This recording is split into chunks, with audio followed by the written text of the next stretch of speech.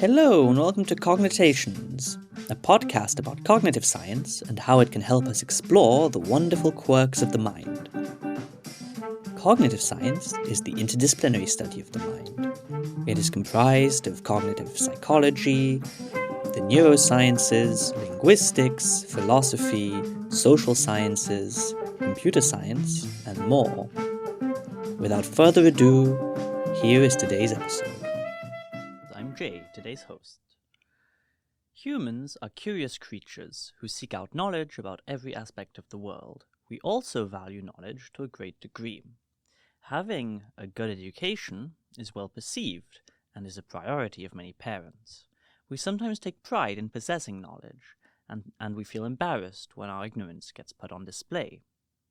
But more fundamentally, many of our social interactions require tracking what others know and signaling what we ourselves know. For instance, discussing politics with a foreigner might require extra care, as our knowledge of social and economic issues might be specialized to the contexts with which we are familiar.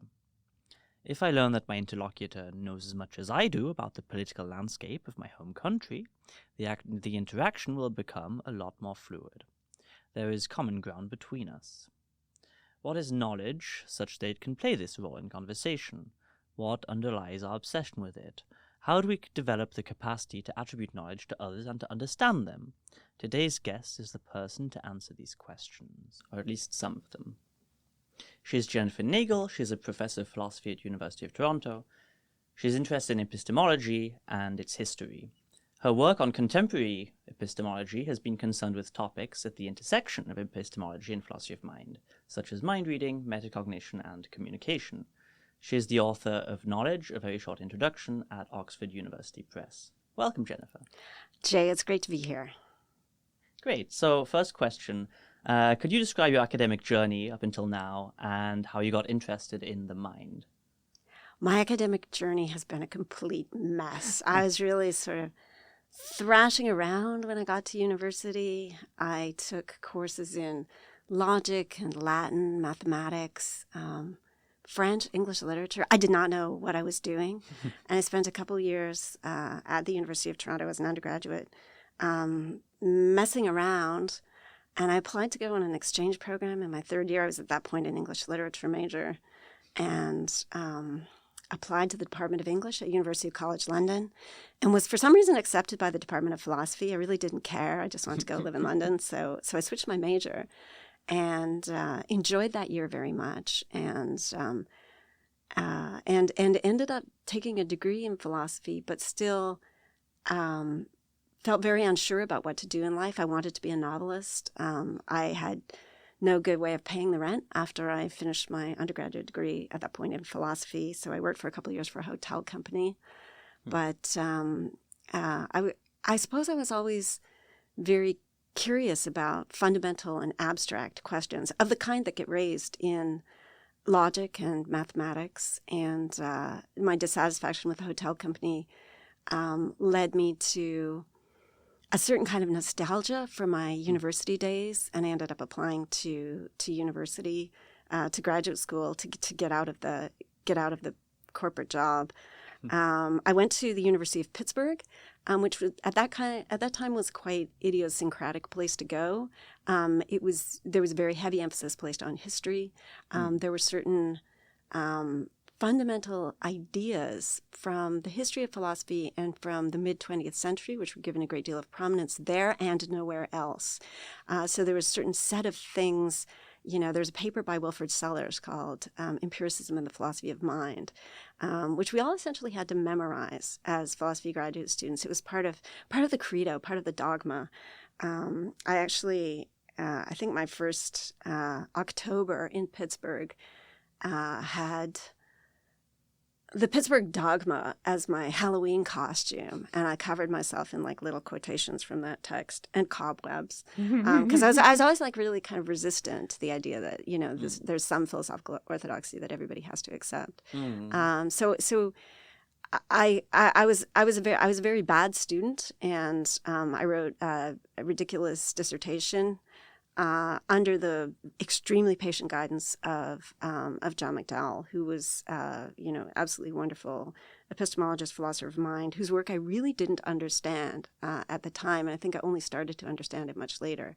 I was interested in how it is that we can know about logic and mathematics and things that seem quite detached from our ordinary sensory reality. And I was completely dissatisfied with all the answers I saw to those questions in contemporary epistemology.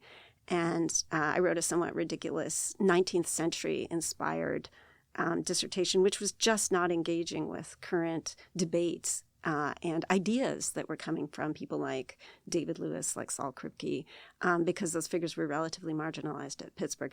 I think in retrospect, it might have actually helped me that I was such a quirky oddball in terms of my philosophical formation, because I had kind of an outsider's view of what was going on when I later came to study current directions of thought in contemporary epistemology, as one needs to do when one has to get journal articles published, as I did as a floundering junior faculty member. And I found so many things that I couldn't explain and couldn't account for. And I ended up in some kind of desperation turning to psychology as a way of explaining some of the strange patterns that were attracting a lot of attention in the literature. So there's a big craze in the early 2000s around contextualism, around these phenomena of shiftiness in how we use knowledge attributing vocabulary. So the basic idea is this. Ordinarily, we're pretty free and easy with the verb to know. So you ask, do you know if Jill's going to be at the party tonight? And you say, yeah, she told me. Or do you know what time it is? Or you report someone else as, oh, he knows that Bill got the job because I just told him. But if you start getting self-conscious about it, do you really know that Jill's going to be at the party tonight? Do you know? How do you know? Is there a potential scenario in which your channel of information is questionable? Self-consciousness seems to make those confident knowledge attributions evaporate. And what's going on with that? And the contextualist program tried to take... Can you maybe give a case where this is really apparent, where we might be self-conscious about using the verb to know? So I mean, I would say the history of philosophy is like full of these cases, right? Yeah. So and in the most bizarre way, right? That ordinarily you don't hesitate to say that, the two of us are sitting in a room here talking right now. But if you reflect on it, you start thinking, could this be a dream? Perhaps I'm asleep in bed. There's no one else here. Yeah, and that sort of movement is something that you see in the history of philosophy in all kinds of independent traditions. You see it in Chinese philosophy, in Indian philosophy, in European philosophy. Arguments about dreaming, and then various other kinds of arguments about, for example, the fallibility of the senses, and those might be understood as symptomatic of some kind of philosophical system building run amok. And I think that's a little bit John McDowell's perspective. My dissertation advisor thought that that there's something about philosophy which is problematic here. And I don't think so. I think there's something about human nature. And some work I did in, this would be around 2012, 2011. I did some empirical work, just getting very ordinary people into the lab and showing them little vignettes and asking them whether the character in this story knows that, the time is now 11 o'clock, or do they just believe that? And we discovered that if we raise certain hypothetical possibilities of error, like, sometimes, this woman's just looked at the clock. If I just tell you a story in which someone's looked at the clock and they make a judgment, you will spontaneously describe this person as knowing that it's 11 o'clock. If I throw in the mention of the fact that, sometimes clocks are stopped and Wanda hasn't looked at the clock for long enough to tell whether or not it's stopped. Even if I stipulate this particular clock is working, you'll be very much more likely to say that Wanda doesn't know that the time is 11. She just believes that is the case. And this effect is robust. It's cross-culturally robust. You don't have to be a philosopher to experience that effect. And so to sort of thread back to where we were, these patterns of describing people as knowing, and then when the situation is slightly reframed, describing them as not knowing, even though it's exactly the same situation. Wanda's looking at the clock. I've just whispered in your ear as you look at Wanda that either, it's a normal day or that sometimes clocks stop, which is something you knew already.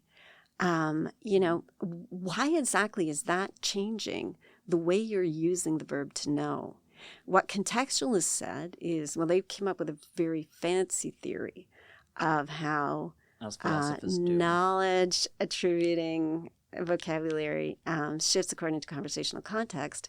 But it's actually the theory ends up being really weird and really kind of hard to follow. And it brings with it a bunch of bizarre complications, not least of which is there's no such thing as knowledge for contextualists. There's just this large family of different relationships, some of which have greater and some of which have lesser strength of epistemic position, where its strength of epistemic position is the thing that's invariant, and that thing is also unexplained by contextualism.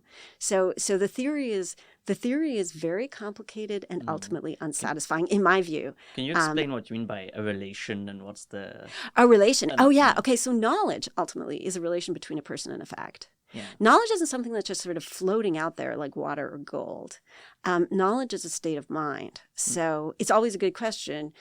Who knows that?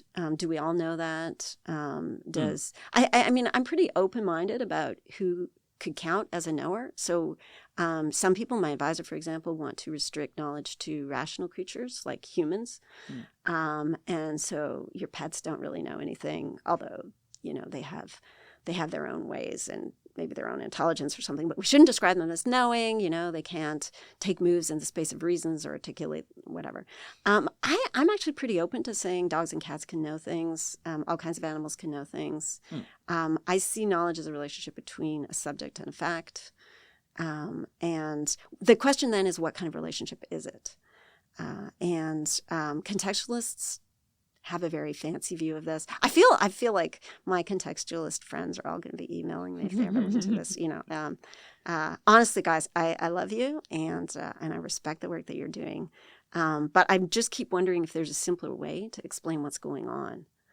And that's been my life's mission. So when I found contextualism completely baffling, one of the things I did was I looked at what is going on psychologically in us when we evaluate people who know things, and then maybe when we get self-conscious about how we're evaluating other people. And I think I started to see a way of generating simpler explanations for what's going on that are a bit more satisfying ultimately, and a bit more centered on what knowledge ultimately is. So here's kind of my feeling about the landscape in epistemology in the early 2000s when I started writing. Wait, before I do this, could you maybe just to make sure that this is perfectly clear, maybe tell us exactly where your predictions based on the experiments and stuff diverge from what contextualists would say about knowledge. Like, what's the difference between the answers you end up giving in the end? That's actually a really complicated question. And I guess what I'm getting at is more like, just to be perfectly certain that we've explained what contextualism is properly, so the audience isn't lost. The audience will be lost. There is no way not to lose them on this point, because I like to take your question seriously. I'm not kidding. We would really have to go in the weeds, which I kind of love to do, but I am worried about the audience. I'm wondering if there's a better way we can go. I actually guess one of my issues is that contextualism actually has trouble generating predictions for new data, and indeed ultimately explaining why. Like, why do we see these patterns that we do? And there's this ticking bomb underneath contextualism, which I think is the real problem, which is that contextualism is, I think, pushing around the bump on the rug, so that there's this underlying thing called strength of epistemic position. That's Keith DeRose's expression for it, that is invariant. Let me give you an example, because this might help. Okay, so it's not that contextualism is always wrong. Contextualism is 100% right for big chunks of human vocabulary. So gradable adjectives like tall, for example, are used in a way that is partly invariant across contexts and partly context sensitive. So if we're talking about wine glasses or skyscrapers or basketball players, you have to have a different number of centimeters in each of these categories to count as tall, right? Like even just restricting to humans, somebody who's 6 foot is tall for, is that 2 meters? What is that? I don't know. I just know. Okay. Let's say 2 meters is tall, right? Yes, you're 2 meters is European. very tall. 2 meters is tall. I Yeah. think that's just over 6 feet. I think average is 170. Okay. So males. guy who's 2 meters, that would be a tall guy. That is not tall for NBA center basketball player, right? 2 meters is like probably below average, right? So you can say, oh, they're doing so well because their star player is tall. When somebody crosses from being on the basketball court to just being on a dating site, publishing a profile, their height in centimeters doesn't change. But the question of whether they can honestly describe themselves as tall kind of does. And that's because a gradable adjective like tall picks out an implicit comparison class. So if we say, wow, that is one tall wine glass, it doesn't have to be 2 meters, right? Because we've got that implicit comparison class of wine glasses. So tall has an invariant meaning, which is that it's relatively large in vertical magnitude for a thing of its kind, and something that kind of shifts around, which is like, what's the kind of thing we're talking about here, right? And so you can have a contextualist semantics for tall, and there's just a perfect explanation of what's going on with our behavior. So you might think the verb to know is a bit like that. Like you can know by the standards of Joe Average on the street, or you could know by the standards of René Descartes, where everything has to be clear and distinct. And there's just that little subscript. It's like being tall for a 10-year-old or being tall for a basketball player. You need more centimeters in one condition than the other. So you might think that's how knowing works. I don't think that's how knowing works, right? I think actually partly because you get this really weird result that the same person at the same time could be such that from one conversational context, you can speak truly of that person by saying, yeah, he knows that he has hands. While at the very same time, in another conversational context, someone else would speak truly, say in a much higher standards conversational context, someone else would speak truly by saying, he does not know that he has hands. That seems to me fundamentally and profoundly unsatisfactory. That seems to me like a contradiction. Does he know or not? I think there's a fact of the matter. And refusing to say that there's a fact of the matter creates all kinds of problems and headaches and heartache. I can't begin to tell you. I think we could do the whole podcast if you want on, what I think is wrong with contextualism.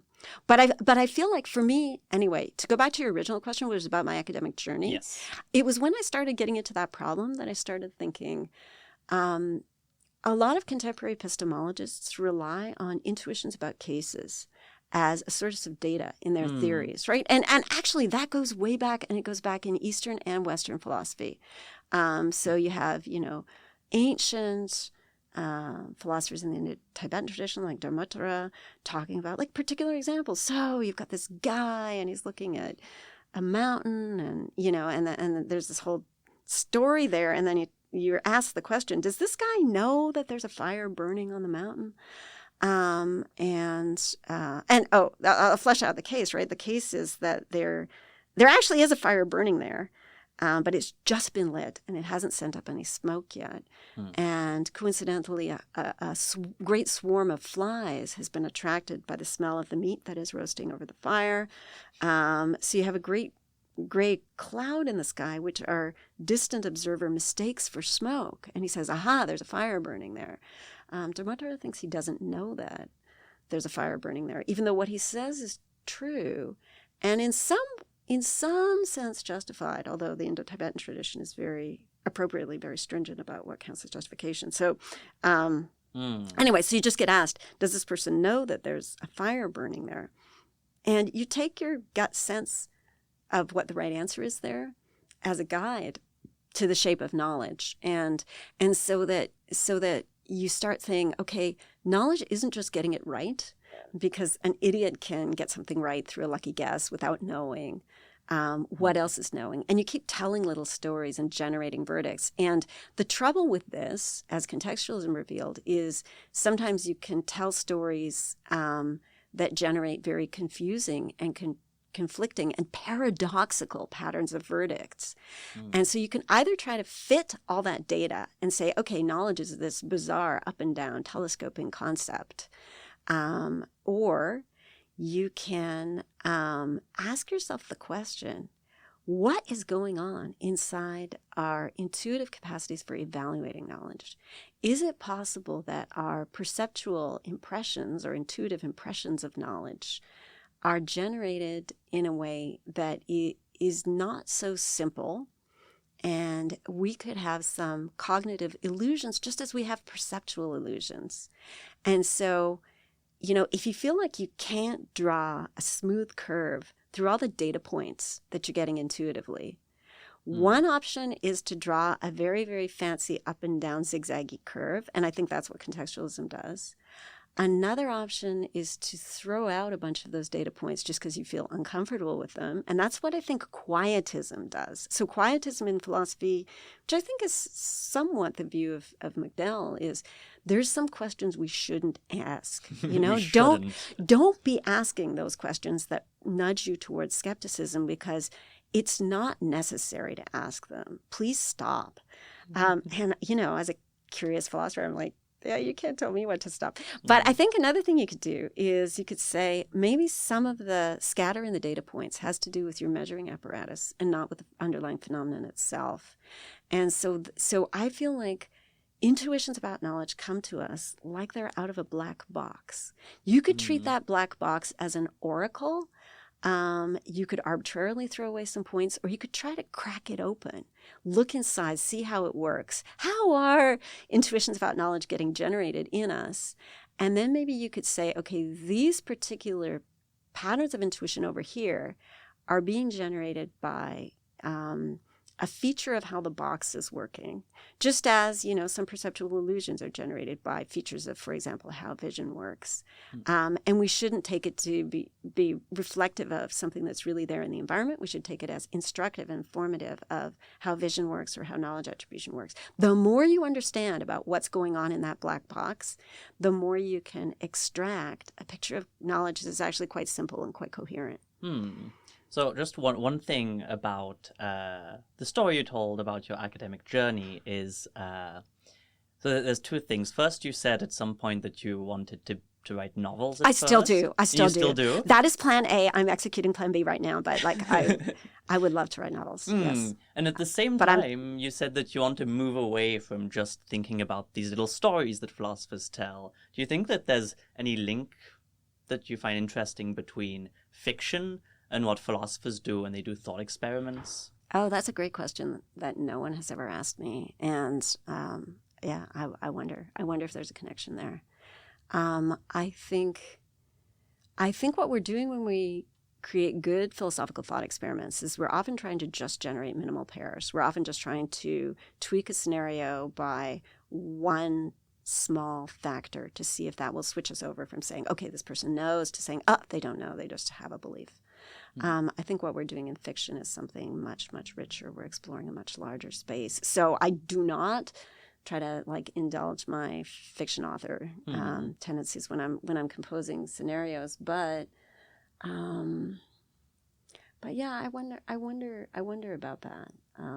I think I'm going to have to keep reflecting on that. And I mean, I think the great authors in fiction create a world for you. Best not to have something with a straightforward didactic mission of one kind or another, but they can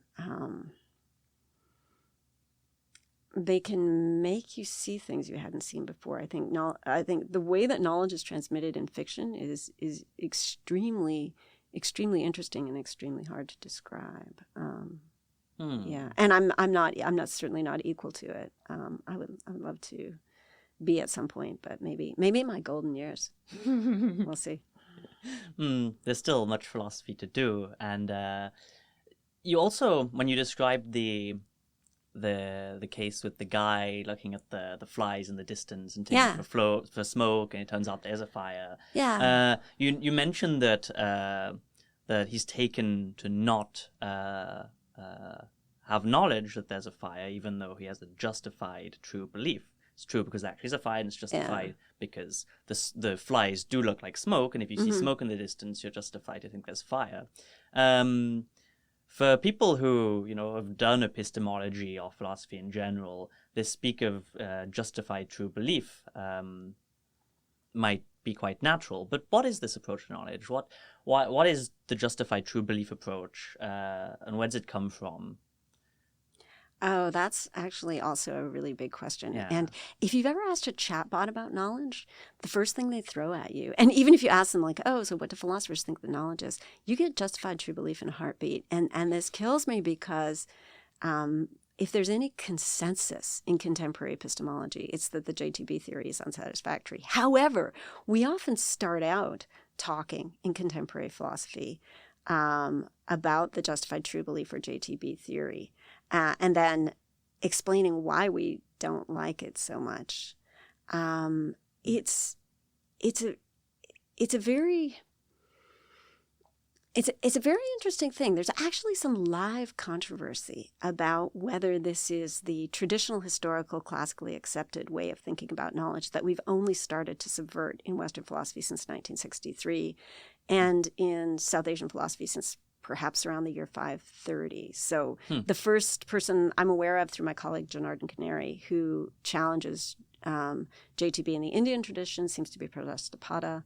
But there's actually controversy about exactly what was going on in his text. So, but certainly by the 8th, 9th century, people are very clearly bringing up scenarios like the Dharmottara scenario that I just raised.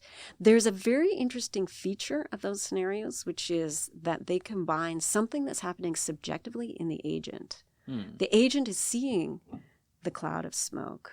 Something that's happening objectively in the world. There really is a fire out there. There's something and that's the truth condition. And so there's the subjective impression inside the agent. There's the fact out there in the world. And you're sort of bringing those parts together to compose your state of knowledge. And it's tempting always when you're trying to explain something to see if you can break it down into parts or components. And for knowledge, which I see as a state of mind of the type you can have only to truths, it might seem natural that there's going to be that purely internal part, the purely external part. Knowledge is going to be the thing that's somehow linking these together. But I think it has been historically recognized that there's something difficult and wrong and problematic about that. And I think that's not new. That's not something that starts in 1963. So I think it's there in Plato's Theaetetus. So Plato is toying with the idea that perhaps knowledge is nothing other than true judgment with an account. So true belief with justification of some kind. Socrates and his interlocutors in that dialogue go through, well, what kind of account could give you that upgrade from just happening to be right about something to having knowledge? And they keep slipping. And I think it's very instructive that they keep slipping. They keep finding that they can't really come up with a good analysis. So, you could have an example of a true belief that's not knowledge would be something like Plato's example from the Theaetetus of a jury that has acquitted a man who's actually innocent. But they've done so on the basis of the sweet-talking lawyer that this guy's hired. The lawyer has no idea, looking at the dialogue, at least I think, he has no idea whether his client is innocent or not. He doesn't care. He's getting paid either way, and he's very good at persuading the jury. The jury comes away thinking, wow, that guy's so innocent. Do they really know that he is? Maybe not. That's certainly Plato's view. And so if knowledge requires more, like you have to be able to give an account, then what kind of account is going to work? The first thing they try is, well, maybe an account is just essentially something you could say, some words you could throw out there. But that's not going to work because these guys on the jury who think this guy's innocent, they have something they can say about it, right? But that doesn't mean that they know. And then, well, how could you sweeten that up? One way you could really sweeten it up is make sure that whatever they say is, in fact, essentially knowledge, right? You have a knowledgeable account and your judgment is true, then you know. But that's obviously unsatisfactory because it's circular, right? It's not an analysis. So Plato ends the Theaetetus, as he does many of his dialogues, with a failure to find a reductive analysis. But I think that's so instructive. It's like knowledge is something rich, essential, primal. Don't expect to break it down to simpler components. And I think already in the Theaetetus, there's a little bit of a warning that this idea of belief or judgment, that might itself be kind of parasitic on the primary notion of knowledge, where knowledge is a state of mind of the type that you essentially have to truths. Now, the first philosopher who really seriously presents a very systematic view that exploits that observation in contemporary times is Tim Williamson. And I read his book, Knowledge and Its Limits, in 2000. That was the year I finished my ridiculous and unsuccessful thesis. And that book very much destabilized me. I couldn't think of anything to say for a couple of years after I read it because it was such a revolution in epistemology. We'll leave that as a short cliffhanger because I just want to go back to this date, which you mentioned multiple times, which is 1963. What is this mythical date? So that is one of the most influential and one of the tiniest journal articles ever. In contemporary philosophy. So Edmund Gettier, in the year 1963, published a very short article in the journal Analysis called "Is Knowledge Justified True Belief?" His answer is no, it's not. And he just had a couple little stories in which somebody has a justified true belief and fails to know. He was taking issue with some leading conceptualizations of knowledge from his time. So people like Ayer and Chisholm had roughly equivalent understandings of knowledge. Some people see what Gettier is doing there as, destructive of everything that has happened in epistemology up to that point. The French-British philosopher Julien Douton has a really lovely article on the history of JTB called The Legend of the JTB Analysis, which I really recommend to everybody, which argues that actually it's not like JTB was accepted as law of the land until 1963 when Gettier comes along in the Western tradition. And not just because there's ancient Indo-Tibetan articles making the same point, but also that actually it's sort of some weird factors in 20th century epistemology that brought JTB up as a theory, factors having to do with the rise actually of ordinary language philosophy. People started getting very much more self-conscious about how do people actually normally spontaneously use the verb to know. And Norman Malcolm had a very weird little paper on that, to which Edmund Gettier's response is just right on target. But that year, 1963, sent everybody scrambling to look for a reductive analysis of knowledge. If it's not justified true belief, maybe it's justified true belief plus some extra factor X. And then there was an absolute arms race in epistemology, people trying to get that extra factor X, and no one could do it. People still sometimes propose things you could put in for X that make the equation come out, and give me 20 seconds and a cocktail napkin, and I'll show you that any proposed analysis is either circular or has some counterexample. It's just too easy to do. And it's really interesting that is so easy to do. Yeah. You've spoken about analysis a lot. Can you just, if possible, quickly say what analysis consists in and why it's such a big deal in philosophy? So an analysis breaks something complex down into its simpler components. Table salt can be analyzed as sodium chloride. Sodium and chloride, the elements themselves are defined by the number of protons that they contain. I don't know. And one hopes that complex, there's a progression in our understanding when we break things down into their elemental parts. And with certain types of concepts, it's absolutely possible to do that, right? So certain, for example, legal concepts that are stipulated to have various necessary and sufficient conditions can be broken down into those conditions, and you can have a clear understanding of what constitutes that concept. Some concepts don't really lend themselves to that so well, and knowledge might be like that. But it's not to say, like, if you can't break it down into simpler building blocks, there's still two things you could do. You can characterize it, you can describe what it's like, and you can also show how knowledge taken as itself a pretty fundamental thing plays a big role in other more complex phenomena. So huge thing that knowledge plays a big role in is our interactions with each other as rational animals. So we're having a conversation right now. We're actually tracking what the other does and doesn't know. You know, I'm watching your face. You're nodding. So I can tell that, like, something I'm saying is getting through and making sense. If you have now you're shaking your head. Yeah, I know, right? But we're exquisitely sensitive to that, to states of knowledge and ignorance in the people that we're speaking to, and we're always watching for how those states are updating in real time. This is like part of our deep intuitive understanding of the world, of the social world. We're very sensitive to what others do and don't know, in ways that make our interactions with each other epistemically much more rewarding than they would be otherwise. So the idea is, instead of trying to break knowledge down into justified true belief or something else, maybe what we do is we take knowledge and we say, oh, well, what consequences does it have? Does having knowledge have? Yeah, sure, you can do that. And you can also, I think, actually characterize belief in terms of knowledge instead of going the other way around. So you could think knowledge is a state of mind of the type that an agent can only have to the truth. That state of being cognitively adapted to reality has extremely high value for us. But whatever mechanisms produce knowledge in us also produce a bunch of byproducts, right? So your very wonderful knowledge-producing sensory systems can also produce some byproducts of illusion and confusion. And your systems were not selected for their capacity to produce illusion and confusion and everything across the board.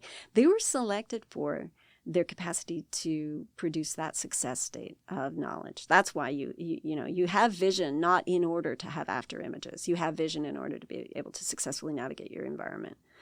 And so I think you could understand belief as a kind of bigger category, which includes all the spin-off nonsense, right? So your learning capacities are supposed to adapt you cognitively to the world in a bunch of ways. They approximately do that, but they also create some maladaptions along the way. And sometimes you end up believing things that aren't so because the world changes in freaky little ways behind your back. Or you're in some kind of edge case and your learning systems aren't optimized for the edge cases, but edge cases are inevitable. So you've got that kind of bigger category. So one piece of vocabulary that we use in philosophy to describe the difference between knowing and believing is a contrast actually originally drawn from linguistics. So knowing is what's called a factive state. A factive state is when you can only have to truths, to facts, true propositions. And knowing is not the only factive state. There's a bunch of others, like being aware that X has to be true. If you're aware that your wallet has just been stolen, that's something that's only possible if your wallet has just been stolen. Realizing that something is the case, noticing that something is the case, those are all factive expressions. Those click you onto the truth. Non-factive expressions could be expressions like believing, thinking, judging, imagining, hoping. Being sure that is non-factive. You can be sure that you're on the right train when actually you're not. But you can't know that you're on the right train if you're not, right? So these constructions either latch you onto the truth as a necessary matter, that's factivity, or they can latch you onto propositions which may or may not be true. That's those non-factive constructions. The contrast between the factive and the non-factive is there in all natural languages, English, French, Chinese, and so on. And there's some interesting sort of commonalities in patterns between what happens with constructions that use that are fact-having constructions that aren't. And that's actually sort of a clue to the general nature of knowledge. Now, this of course, I didn't think of this. This is all coming from Tim Williamson's Knowledge and Its Limits. So so I'm going to drag you back there. So he characterizes knowledge as the most general fact of mental state. So there's something that being aware and remembering and noticing and realizing all have in common, which is those are all states of knowing. You can remember that. We just met someone called Aiden right before this interview, or you can be aware that Aiden is in the room. You can see that the barn is on fire, or remember that it's on fire. These are all just different ways of knowing. Those are kinds of knowing. Knowing is the umbrella category that all of those are slotting into. Okay, great. And you said that reading this book destabilized you. So how Absolutely. does all of what you've just said, how is that destabilizing? Because right now it seems, presently it seems like it's very natural for you. It seems like you're very convinced by this. Yeah. But what happened when you got destabilized? How? Well, I hadn't I feel like I should have done everything in order, right? Because I hadn't started thinking about the psychology of knowledge detection until after I read Knowledge and Its Limits. Before then, I was quite a prioristic in my approach to epistemology, and a bit worried that psychological facts were a sideshow, partly because I was very interested in knowledge of necessary truths, and it seemed like the contingencies of psychology couldn't help you out very much there. And I'm not so convinced anymore that that's the case. I think I think the story is really complicated. But you asked me about how Knowledge and Its Limits was destabilizing, and I think it's just because it raised questions that I couldn't answer, and questions I couldn't even begin to answer, and it made me ask, like, what exactly am I doing? Yeah. Oh, great.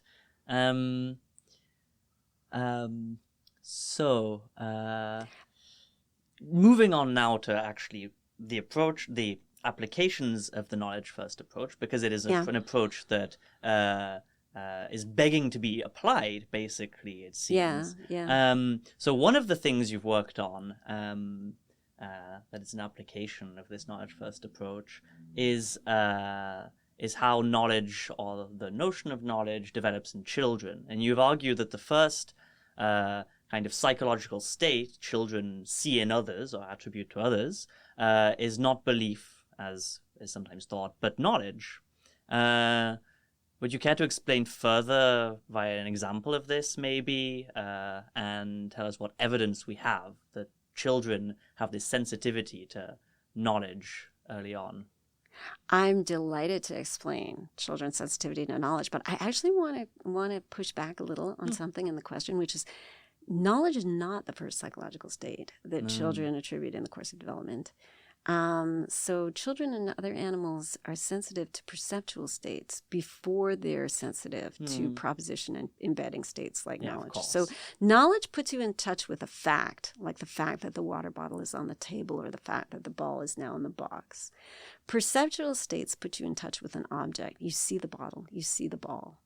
And children, if we're just looking at epistemic states, children pick up those states of awareness of an object quite clearly. They're aware of course, they're aware of objects themselves pretty early in their own development, but then they start becoming aware of others' awareness of objects right around the 9-month revolution. So 9-10 months of age, children suddenly become exquisitely sensitive to which way their caregivers are well, there's some sensitivity to that earlier, but they become very interested in what others are looking at around 9-10 months of age, and they become sensitive to others' efforts to direct their visual attention. And they start launching their own bids for joint attention, pointing things out to their caregivers right around 9-10 months of age. And it's not for a couple of years after that till they can really just discriminate states of knowledge and ignorance that would start certainly around 3 years of age, they can tell the difference between somebody who has and lacks knowledge on a certain point. There's intimations of it earlier, but clearly by 3 years of age, and not till about 4.5 years of age, do they become capable of detecting states of belief. I wasn't being revolutionary in sort of saying knowledge is attributed by children before belief is. I think that was the accepted wisdom. In developmental psychology, what people were less... people in philosophy were less aware of that. So when I was writing, I have a paper called Knowledge. What is it called? Knowledge as a Mental State. I think it's from 2013, although I actually wrote it a couple of years before that, which was really just looking at the extent to which both developmental psychology about kids, comparative psychology, which is about other animals, those research paradigms really were already taking a knowledge-first approach. And philosophers were the outliers here because philosophers, I think, were much more inclined to think that a state of believing something is easier to detect than a state of knowing something. And I'll give you kind of a reason why that's so. Like, if I just tell you something out of the blue, and I seem really sincere, it looks like, well, sure, she believes that, but does she know it? In order to tell whether or not I know it, you might think you'd have to do some independent investigation of the world. Is that thing I just told you, is that a fact? And how did she learn it? If she learned it, it looks like you're going to have to dig a lot deeper to attribute the stronger state of knowing versus the weaker state of just believing. Because whenever you know something, I know that there's a water bottle right there. It's also true that you believe it. So that's a very conventional thing to say in epistemology because believing is that kind of larger category. And so it looks like, well, maybe that weaker, larger category state is just going to be the easier one to attribute or detect. And I think actually it's quite the reverse. Knowing is an extremely strong state. If you know that something's the case, you're in a state of mind of the type that necessarily binds an agent only to truths. Great Scott, that's a strong state. Yeah. But actually, the fact that it's so strong makes it easier for kids to spot. So your actions are usually based on what you know to be the case. If I look at your actions, I can actually decode some stuff about the environment based on the actions. If you are suddenly staring at something right over my shoulder, right, I'm going to turn around and look, right? And that's because I can detect the capture of your attention. I'm sensitive to that. If I become sensitive to your states of mind, so I'm doing stuff like a gaze tracking, I can actually use you as some kind of rear view mirror onto parts of the world that I can't see for myself, right? And I think this is something children start doing very early, is they see their caregivers especially as compressed, condensed sources of information about the larger environment. And so they follow their caregiver's behavior. But then they start learning, like, sometimes the caregivers haven't seen something that you've seen. So there's some circumstances in which I should switch off my general tendency to follow you like a little lamb. And I should think for myself, right? And I think this is what knowledge attribution fundamentally does in us, in adults as well as in children, is that it enables selective social learning.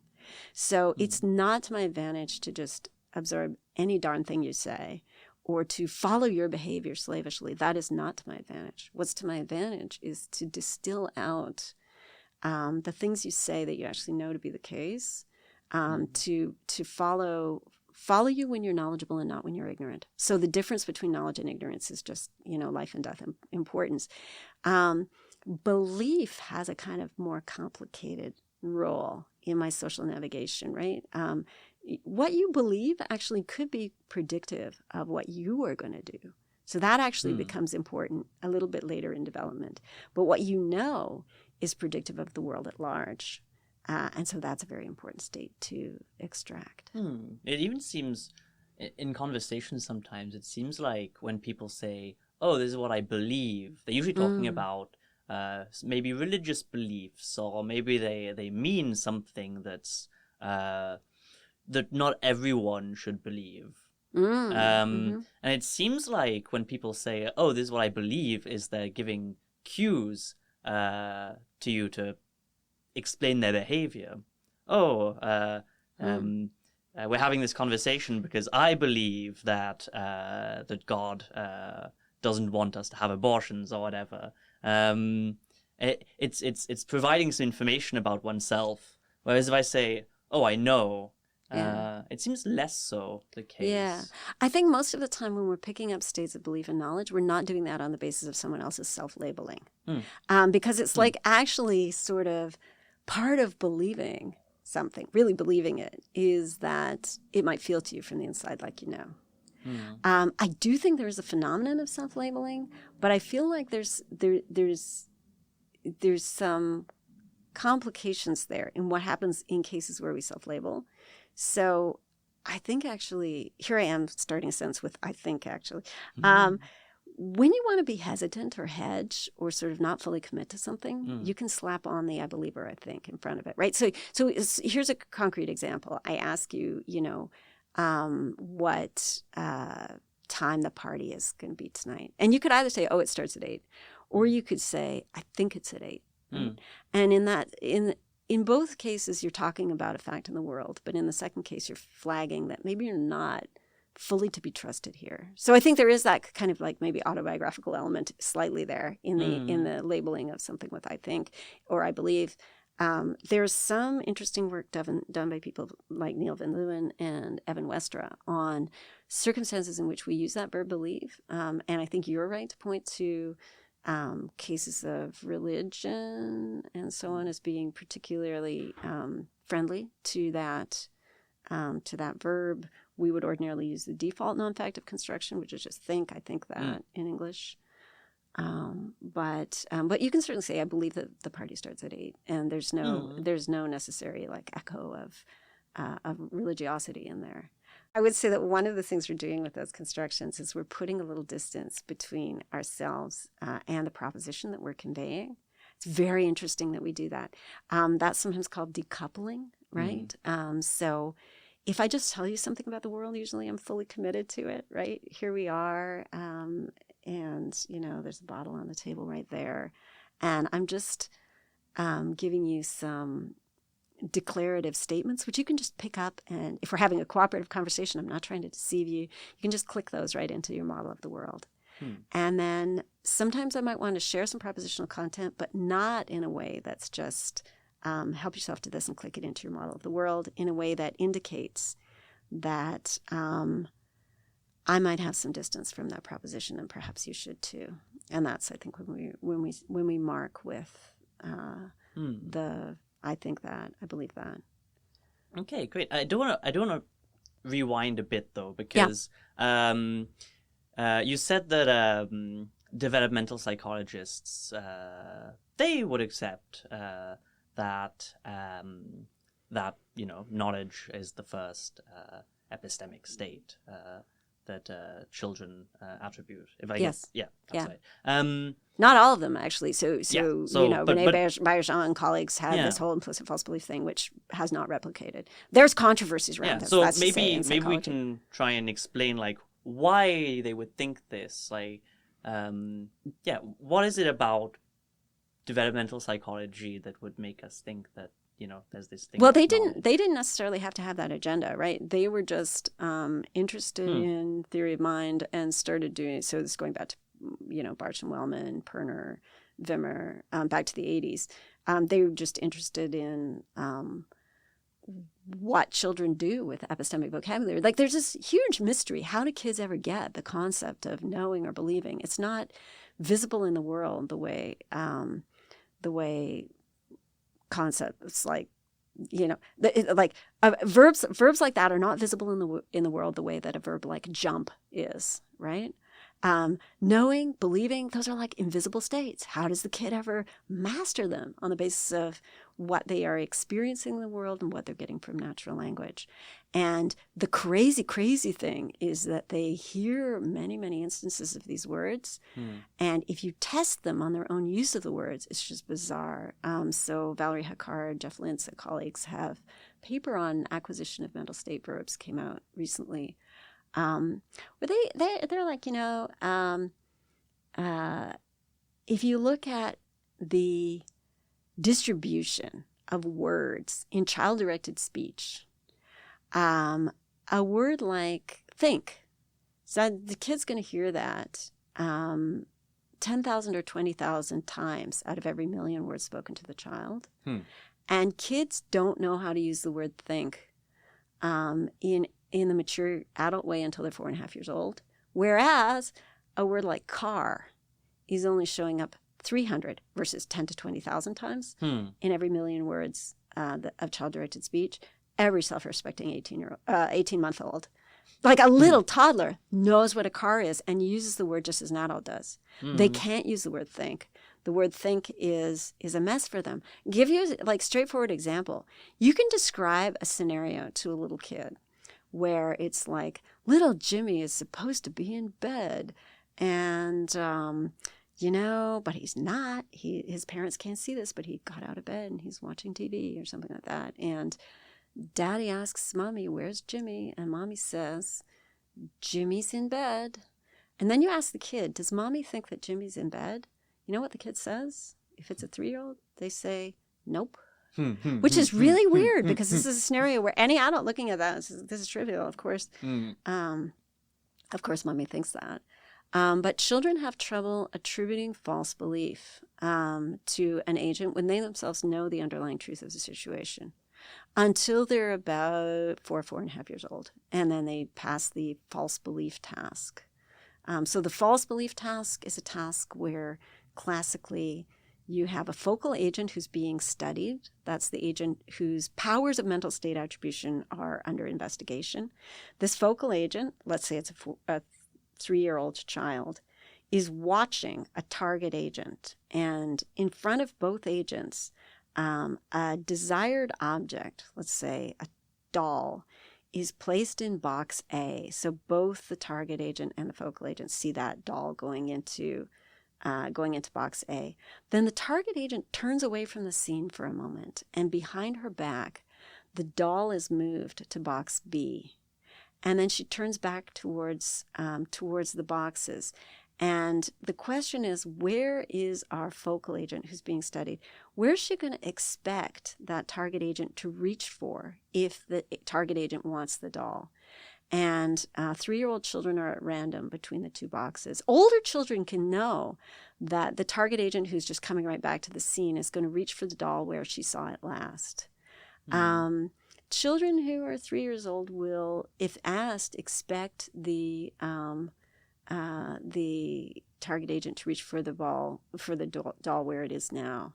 So it's very, very, very strange behavior, just like that behavior with belief attribution. And it's just, you realize, really complicated to not only model what's going on in the world, already a really hard task, but modeling the ways that other people are modeling what's going on in the world, where those thoughts and ideas and beliefs that other people have might be out of line with what's actually real. And that's just computationally a really tough task. We do it so intuitively as adults. It's hard to acquire for children. Which earlier you said that children use their caretakers as rich sources of information. Absolutely. There's so much you can glean from an interlocutor or a caretaker without even being able to, attribute all these mental states that adults do, like belief. And believe. If you can sort between knowledge and ignorance, if you can detect states of knowledge in someone, you can really use them for sure. And this seems to go hand in hand with something that most people might notice, which is that children can be extremely curious. Yes. In fact, comically so. There's the trope about children that's asking why over and over again, etc. Do you think that this curiosity really is special or different from the way in which maybe we can be curious later on in life? Do you think this serves like a special function? Do you think children need to be curious? I think humans, like a lot of other animals, are naturally curious. It's particularly conspicuous in children because they're asking questions that we as adults have stopped asking because we know that they're unanswerable or that they're answered too easily. And so their questions are surprising to us. By the time we reach by the time we reach maturity, we are very familiar with the kinds of things that people do and don't know, and young children aren't. So they'll ask questions which are really sort of outside the box, which are really striking. That's sort of why it's so refreshing, also exasperating to deal with young children. Yeah, and don't you think that maybe it's not just that we stop asking certain questions because they're difficult to answer, but it seems like curiosity is seen as something that's slightly indiscreet or not appropriate in many cases, and there's even this expression, curiosity killed the cat. It seems like we're kind of wary of curiosity sometimes. Why would this be? I think that's a good question. I think we're also annoyed by a complete absence of curiosity, right? If somebody's a dullard who never asks a question, that's not good either. Maybe there's some issue about finding a sort of balance. We should probably talk about like what curiosity even is, right? Yes, definitely. Yeah. What is curiosity? What is curiosity? I'm so glad you asked me that. So I think it's an intrinsic desire for knowledge. And that's a very, very, very old way of understanding what curiosity is. It goes back to Aristotle. And it's also quite mysterious because I think it's something that shows up across the animal kingdom. So there's all kinds of non-human animals that exhibit signs of curiosity. Rats, certainly. Octopuses. There's some great work on curiosity in non-human primates. We're extremely curious. Our curiosity comes out even in our communicative behavior. We ask questions, and no other animal does that. So that's a very conspicuous kind of curiosity. But we can start with sort of like more basic animals like rats. Rats have some obvious things that they want. They want nourishment. They want hydration, sex, the obvious sort of physical drives. They also seem to want knowledge for its own sake, which sounds like an absurd thing to say about a rat. But they have playful and investigatory behavior, which is very, very hard to explain. If you think of all motivation in terms of the pursuit of physical gratification, avoidance of physical pain, the curious behavior of the rat is just a puzzle. They will explore new areas outside of their area where they've only ever... obviously not in a way that's driven by, this could be a hunt for food or something like that. They'll explore areas where they have never been fed. They will cross electrified regions to get a painful shock on the feet in order to explore new areas. Do they read books? If they only could read books. But they do toy with unfamiliar materials. So if you throw a paperback book in a rat's cage, it's going to mess around with it, tear it apart, and so on. Yeah. And Peter Carruthers has raised like this really great question about animal curiosity, which is it seems like they are driven by some kind of desire to acquire knowledge. And unquestionably, knowledge comes in handy for them later on because they seem to build up a map of their spatial environment. That's just, something that they then have in their arsenal. They can use that later if they have to escape a predator or something like that. They've got this excellent spatial navigation, which seems to be model-based, and that's enabled by that curiosity, which drives them to run through every nook and cranny and go to new areas rather than old areas. So it's great. You can see how this is advantageous. But the question is, they seem to be very motivated to gain knowledge, and what could be driving that motivation? His question is, you can see what drives animals to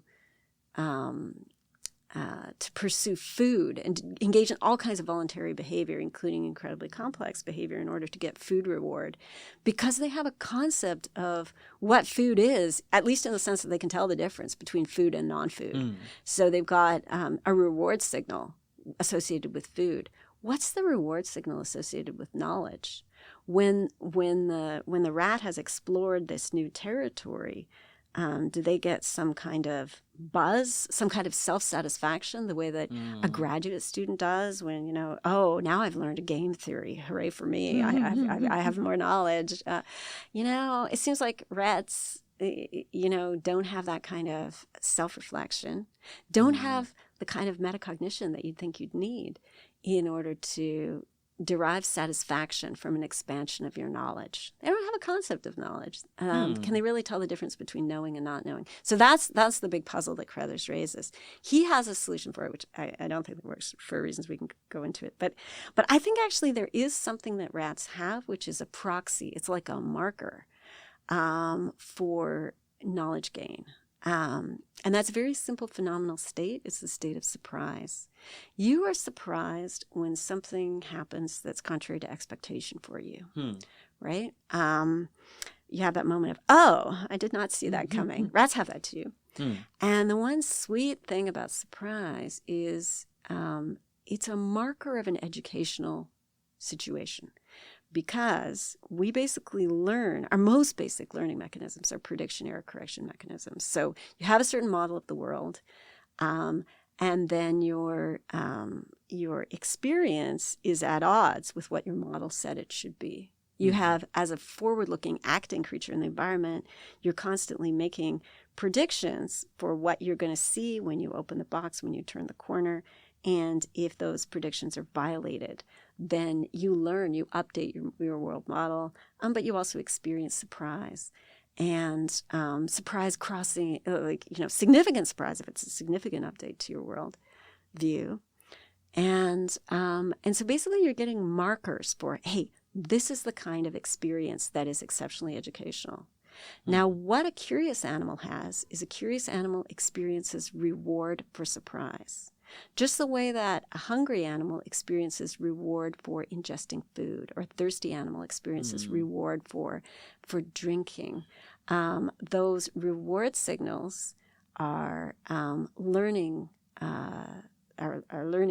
signals too. So if you experience reward for surprise, then you will seek out situations which are surprising. You will seek out situations of the type that result in some kind of violation of your expectation. Educational situations, in other words. And I think that's sort of a pervasive motivation in many kinds of animals. In comparative work among animals, you see less of it in reptiles. And, an animal like the turtle does not need to do a lot of exploration in order to thrive. It can satisfy its needs through some pretty simple motor behaviors.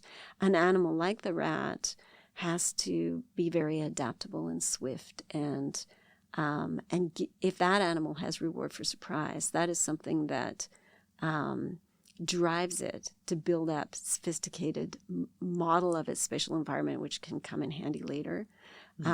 We have interestingly sort of integrated our basic mechanisms of curiosity with our social learning. So we essentially try to surprise each other in our communication. So there's a sort of standing norm, and everybody comments on this in epistemology, but they don't think hard enough about what is the underlying mechanism that enables it. We're supposed to tell each other things that the other didn't already know. And it's just a redundant waste of everybody's time if I tell you things that you already know. And I'm supposed to ask you questions that you know how to answer, because otherwise it's fruitless for me to ask you a question that you can't answer. So, but in order to do this, I'd have to antecedently, before I open my mouth, have some kind of sense of what is this guy going to know or not. That looks like it's going to be very, very hard.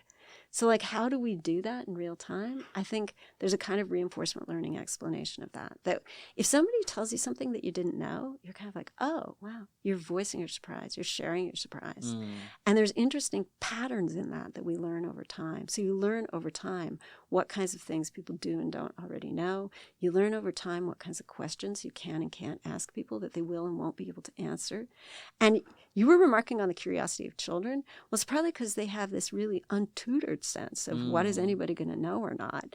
And they're kind of blundering around and asking you questions that you find surprising because you haven't been asked that by an adult in a long time. Yeah, that makes a lot of sense. If I do a bit of introspection, there are some things like eating, for example, that I recognize as a reward signal. It feels nice to eat. Yeah, for sure. Yeah. If I think about just surprise as such, maybe it's like the most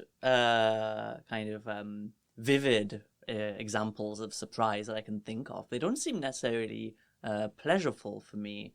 There can definitely be bad surprises. So surprise Yes. can go with pleasure or pain. Absolutely. And if you just sort of introspect on what stand out to you as surprising experience, you may feel like that's actually hedonically neutral. But let me ask you something. Do you like... Hedonically neutral, meaning neutral with regard to pleasure. Thank you. Pain and pleasure, yes. Thank you for that. So do you like to watch movies? Yes. How would you feel about a movie that had no plot twists? It depends. I think... like zero plot twists. Like it's just incredibly predictable. I think it works for some movies that are very kind of slow and visually pleasing. Films about boredom. You think of like Wong Kar-wai, like In the Mood for Love or something like that. Something like that. Yeah, maybe. Yeah. But there's still like a little bit of the anticipation. There's there is a plot twist in that. But yeah, okay. So people like to watch sports games. So I'm told. Sports ball. It's a thing. And it's a very nice thing about pro sports that there's a tension there. You don't know which way it'll be resolved. And it's not just that you want your team to win, because no one wants to watch their team, pummel the hell out of a group of 6-year-old children, right? That would not be satisfying. You want there to be this sort of close victory, and so you want the sort of unpredictability of it, right? Like you don't want to rewatch the same game over and over again. That's not appealing. Even if it's a game where your team won, okay, maybe you want to watch it twice, but not much more than that, right? You'd rather watch. They're playing tonight. You're excited about that. And I think and if you look at genres, right? We like mystery stories. We like whodunits, whatever. Partly because there's that exquisite feeling of almost being able to see the truth, but not quite. And that when you're like 50-50 on something, that is maximal expected surprise, and that's something that is inherently attractive to us. So, if you imagine a human life in which all your physical needs are taken care of. You are hydrated, you are warm and dry, you are fed, but you get zero entertainment. And also you're on a desert island all by yourself. No. How long do you want that, right? And what we're doing right now, we are conversing. That is a huge source of surprise. So, conversation is something that is taking up maybe a quarter of your waking hours, maybe a third, something like that. Average humans putting out 16,000 words a day. What the hell? Why are we spending so much time doing that? Our conversation's really different from the communication of other animals. So it's genuinely interactive. And other animals don't ask each other questions. Other animals don't give each other receipt signals, information receipt signals. So this is actually pretty much obligatory. In face-to-face conversation, if someone tells you something, you have to nod, nod. You have to say, you have to give some back channel and give some I got that, right? And there's something very interesting about what's happening in conversation. It's kind of a source of surprise. Do you know why? Why? I feel like I'm going to be surprised. I don't know if this is going to be so surprising, but here's the thing. Conversation is not just an alternation between two people who are giving speeches, right? Yeah. It's genuinely interactive. Yes. Wait, what would it be an example of the first thing you just mentioned? Just two people. How do you put it? Two people giving speeches. Yeah, two people giving speeches. Okay, so imagine a really excruciating high school debate in which there's some question has been posed, and you have to toss a coin. You have to argue either for or against it, and one person gets up and gives the argument for, and the other person gives the argument against, and they're not even really engaging with what the other person said. It's going to be unbearable. It's also not a conversation. Average conversations are going back and forth. And here's the thing. What I'm doing right now is I'm storytelling. That is, I'm having an extended turn, taking the floor and, bombarding you with stuff. But you're an active participant in this because you are giving me the right? And sometimes actually you're not. Sometimes you're stepping in and questioning. Or giving me like a look of puzzlement or something like that. And I have to mix up my game depending on how it's hitting with you, right? If you give me the then we have just bought into something as a dyad, the two of us, and we can take a step forward on that plank. We've secured it together. We can move on ahead. If you give me the, actually, no, I don't think so. Which is, maybe that's not so typical of a podcast conversation, but like in real life, chit-chatting between friends, you spend a lot of time on topics where neither of you quite has the full picture, right? Like, what is going on with Jamie? She seems so upset lately. You kind of go back and forth and you're toying with hypotheses and so on. Now, we are forward-looking creatures, and we are always trying to tell, like, where is this thing going? Where this thing is going in conversation depends on both of our participation, right? Because I can say something, I'm trying to make a sale here, tell you something, but it's up to you whether to buy it or not. And if whatever the dyad accepts isn't just what I say, but what I say and Jay buys, then that's not up to either of us in isolation. It's only up to the pair of us together, which actually makes it inherently a little bit surprising what's going to happen, because I'm going to be seeking out things that are kind of like, if I'm a curious creature, I'm going to be naturally attracted to saying the kinds of things that will be actually kind of a little bit surprising to me, whether or not you accept it, right? That is, we don't spend our time regaling each other with the most boring and obvious things, like we don't say, okay, so I brushed my teeth this morning, and when I went outside, there were cars in the street. We don't do that. We sort of zero in on the things that are kind of at the edge. This really strange thing happened to me, right? And you're trying to provoke surprise in the other, and you're trying to actually, as a dyad, lock on to the things that are more interesting, right? Yeah. And it seems that this is a process then that can yield knowledge that we might have in common. Exactly. Right? So, exactly. And that, like, we're getting something out in the open between the two of us because we're both buying into it. That's correct. And this makes, so traditionally maybe, or intuitively, when we think about knowledge, we think about maybe things that an individual knows. This way of approaching, knowledge we have in common knowledge, seems to suggest that it's otherwise, that maybe there's something very important for us about knowledge we have in common. Absolutely. We can coordinate on the basis of knowledge we have in common. That's right. Do you think this questions the idea that knowledge is an individual thing, or does it not go that far?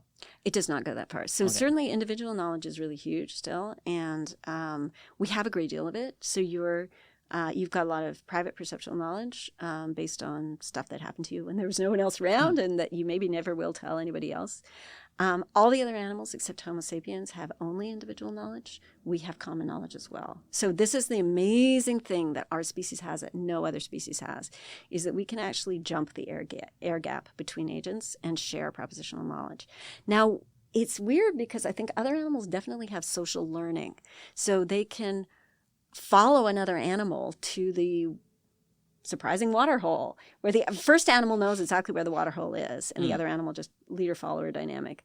So there's that kind of knowledge. There's, of course, bees can communicate, and their fellow bees learn from the scouts where the nectar sources are. But that's not common knowledge. That's just knowledge that two animals have. But it's not out in the open, the way things are out in the open between us when we talk to each other. Just to clarify, what's the difference between what you call propositional knowledge and like knowing where the surprising waterhole is? Oh, that is an instance of propositional knowledge. That is an instance of propositional. So a proposition is just the kind of thing that could be true or false. Yes. So where the waterhole is, that is an interrogative clause. Knowing where the waterhole is knowing the true answer to the question, where is the waterhole? And that will be some kind of fact, like the waterhole is 50 meters to the north of here. So knowing if it is a fact that the water hole is 50 meters north of here, then knowing where the water hole is knowing that the water hole is 50 meters north of here. But notice, if I know less than you, I can attribute to you or detect in you states of knowing where or knowing what or knowing who or knowing how, where I myself don't have access to the embedded facts. Like I look at you and I will say, Jay knows whether he has any siblings. Do you have siblings? Yes. Okay. And I kind of knew that you knew that. And not because I think this is the first time we've actually spoken. Yes, it is. Okay, good, great. Because like in general, human beings know whether they have siblings, right? Yes. And so I can ask you, do you have any siblings? I wouldn't ask you, do I have any siblings? That would just be a weird question in so many ways. I wouldn't expect you to know that. And obviously that is something that I know. So like... In fact, that would probably scare me if you asked me that. Yeah. I'd probably wonder, like, what is happening? Yeah, this is like some kind of bizarre trick question, right? Yeah. Right, yeah. Great. But wait, just to clarify further. So an animal who does know, who can signal where a waterhole is, does have propositional knowledge. You bet. Bees have propositional knowledge. Cool. Like anything that you can encode as a fact, as the kind of thing that humans would express in a declarative sentence. Even if animals can't articulate those declarative sentences because they don't have natural language, if they have the right kind of mental adaptation to reality on that point, they can properly be credited with propositional knowledge. In my books, that's what I say. Not everybody agrees, but that's my view. And I think it's because they have behavior which is intelligently structured to facts in the world, just as we do. Before we start to wrap up, there's one last question I want to ask. And so that we've been talking about conversation, and that's a way of gaining knowledge, communicating knowledge, etc. But there's also another way that seems in some ways opposite to conversation, and which intuitively might help us gain knowledge, which is introspection, reflection on what we know and who we are. Do you think that, how much knowledge can we gain from introspection? Do you think it's a real source of knowledge, or do you think that conversation is a lot better? And beyond this, what do you think is the relationship between reflection or introspection, conversation, if there is one at all? That's an interesting question. And don't make me choose between introspection and conversation, because I love them both. Do I love them both equally? I am actually somewhat attracted to the idea that introspection is an internalization of the outward external social process of conversation. That I think we learn to talk to each other before we learn to talk to ourselves, and self-talk. So I'm kind of with Vygotsky here. I think self-talk is very interesting, possibly enriching process. When you ask yourself questions, sometimes you're asking yourself in the voice of another person, right? You imagine your worst critic. You imagine your friend. It's very, very interesting to me that you can have conversations with yourself at all. I wouldn't want to be like, okay, if you do make me choose, I wouldn't want to be stuck inside my own head indefinitely. I think there's something extremely enriching that we get from interacting with other people who have perspectives on the world which are slightly different from our own. That's going to be ultimately more interesting, but I wouldn't want to deny the value of interiority either. You name dropped Vygotsky. Who is Vygotsky? Why is Vygotsky important, and how is it linked to if things? only I were a specialist on that.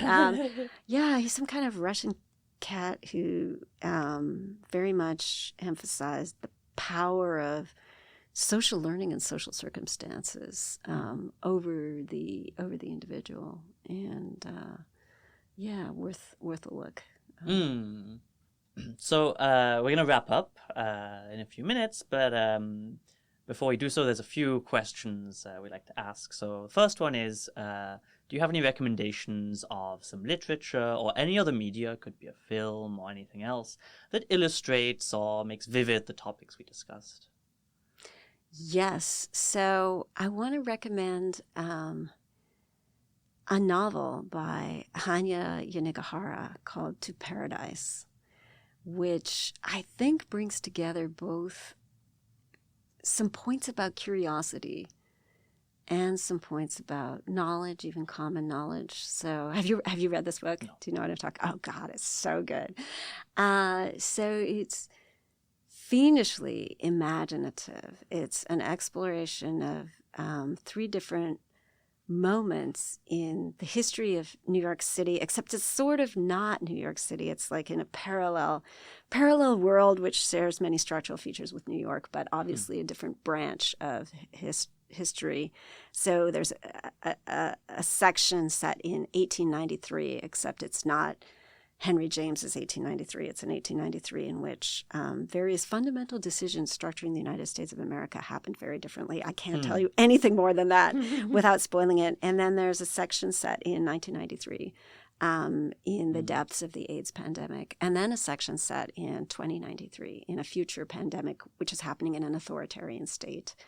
And it's fabulous as an exploration of alternatives to the reality in which we find ourselves, and yet fundamental similarities to the reality in which we find ourselves, similarities that might reveal to you something about the nature of the human condition and the extent to which we as humans find our reality and find our place in our interactions with each other. So To Paradise, Yanagihara, you've got to read it. I also like Kazuo Ishiguro's book, Clara and the Sun, which you have read. No. I thought that okay was a sign you'd read it. Oh, yeah. Damn. Anyway, just lovely, lovely, lovely book. And that one's kind of about artificial intelligence, but then at the same time, it's about human intelligence. Kazuo Ishiguro has this very weird thing that he's always describing characters who I think at first could not be further away from me. Like, oh, yes, let's describe this very repressed English butler who's extremely proper. It's like, this is the opposite of me. And then, you read a couple 100 pages in and you're like, oh, damn, this is about me, right? But just in a way that I never saw coming. So he sort of slips in under your skin. You think he's just writing about this clone in an alternative reality. No, he's writing about you every single time. I feel like he just understands what it is to be us. I also want to squeeze in a recommendation for something that's not literature, but it's not philosophy either. So it's like a little outside the box. So there's this book by a Canadian psychologist called Janet Bavelis, published in 2022. It's called Face-to-Face Dialogue. And it's a revelation. It's just an awesome, awesome book. So she's done a lot of really close empirical work on how conversations work, just getting people into the lab face to face. She points out a lot of earlier work on conversation was done with stooges, with Confederates of the experiment who were sent in there to like, okay, here's what you have to do. Just pretend that such and such. And she thought rightly, you don't actually get a real conversation out of that the way that you do if you have 2 people who are both naive, just talking to each other. And she found all kinds of absolutely fascinating patterns in conversation between naive participants. And I think there's something epistemologically extremely rich just below the surface of what she's doing. She's not doing anything that's overtly epistemological, but man, is she ever setting things up for epistemology to go in there and explain the relationship between the progress of conversation and the accretion of knowledge in the course of an ordinary conversation. It's just fascinating. There's also something like she's very interested in what she calls this microsocial moment. Like here we are, we're 2 people. There's all this baggage that we bring to this room. There's something going on in our interaction, which is really subtle, really elusive, really interesting.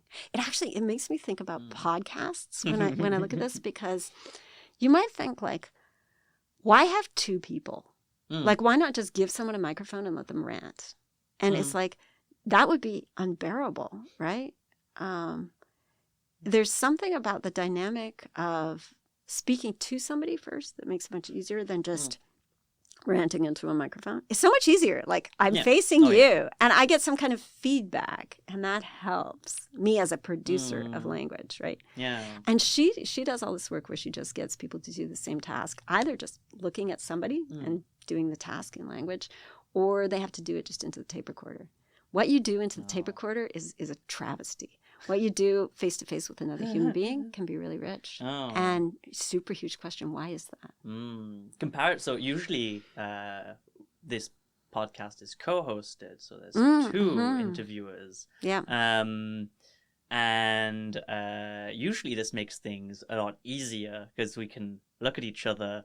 If one of us doesn't feel like ready to ask a question or whatever, you do then the that other one. one can. And There you get into other problems where there's two people, because then you have a coordination dilemma between you. Do you take this or do I take that? And that's really awkward. There's also the following thing. I once did an interview with CBC, and the journalist that I was speaking to had a suite of producers working behind her who were typing possible questions she could ask at this juncture onto a screen. And she spent most of her time looking at that screen instead of listening to what I was saying. So we had like zero dynamic. I felt like it was a bad interview because she wasn't really like in the moment. Yeah. She wasn't in the microsocial moment. It's The like- microsocial moment, that's so crucial, right? Yeah, it's like the listening and the talking were broken up into two separate entities. And we can't do those things, like you can't simultaneously listen to what someone is saying and read something that's on your screen. You can't do those at the same time. It's one or the other. And in like genuine conversations, you are really immersed. You're really all the way in.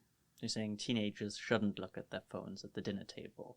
Is that the moral? Oh, maybe they should. Like, it depends what's going on in the terms of the conversation at the dinner table. And I think teens have every right in the world to like tune out of that sometimes.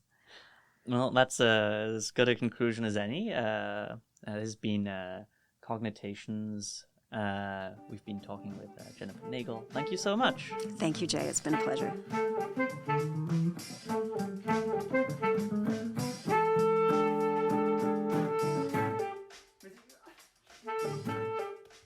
On the next episode of Cognotations, we'll chat with Amy Orban about the potential mechanisms that link social media use to mental health problems. If you have ever wondered what the digital world is doing to our cognition, this episode is not to be missed.